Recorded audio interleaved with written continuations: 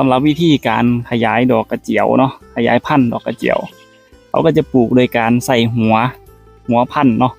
มันก็จะมีหัวพันธุ์นี่ครับเนี่ยเราตอมคูดขึ้นมาให้พี่น้องเบิ่งนี่จะเป็นหัวพันธุ์กระเจียวเนาะเขาก็จะ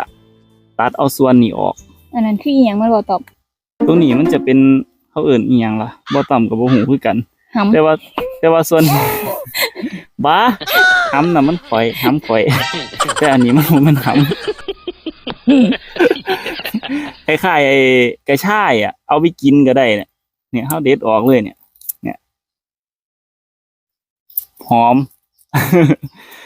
เนี่ยเขาจะใส่ส่วนหัวตัวนี้นะครับเนาะบ่แม่นส่วนนี้เด้บ่แม่นหากเด้แล้วก็บ่แม่นส่วนไอ้หำที่เซาอยู่ว่าบางหัน เขาจะใส่ตรงนี้เนาะเพราะว่าเดี๋ยวเขาก็จะแตกตาออกมาตรงหัวมันตรงนี้เขาก็จะตัดหากออกนี่หรือว่าหากเขาจะรุดไปเองแห้งไปเองแล้วก็จะแตกหากใหม่แล้วเขาก็จะค่อยแตกแทงหนอออกมาตรงนี้เนาะแต่ว่าวิธีการขยายพันธุ์บ่ได้มีแค่การปลูกด้วยหัวมื้อนี้ป้าต้อมจะเอาต้นพันธุ์นะครับฝากไว้ก่อนเนี่ยโดยการ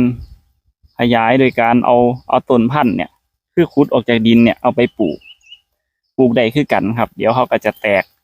ตกหนอขึ้นมาใหม่แตกหนอแตกแหนงขึ้นมาแล้วก็ขยายออกไปเรื่อยๆนะครับเขาก็จะขุดแบบนี้ไปปลูกเลย